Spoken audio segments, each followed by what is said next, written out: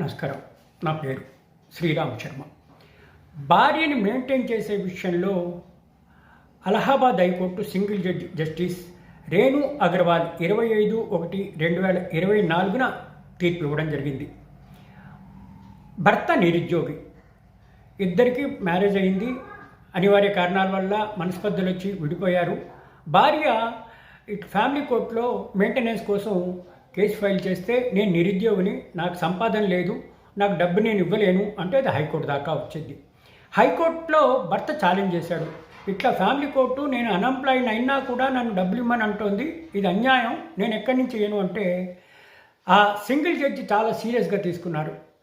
నువ్వు అప్పు చేస్తావా కూలి పని చేస్తావా తెలియదు, మీకు లీగల్గా పెళ్లి చేసుకున్న భార్య పిల్లల్ని పోషించే బాధ్యత నీది, ఎట్టి పరిస్థితులను భార్యకి మెయింటెనెన్స్ ఇవ్వవలసిందే, నువ్వు ఏం చేస్తావో తెలీదు, కూలి పని చేస్తావా లేకపోతే తట్టలు ఎత్తుతావా మూటలు ఎత్తుతావా కష్టపడి పని చేస్తావా అది అనవసరం, భార్యని పోషించే బాధ్యత భర్తది.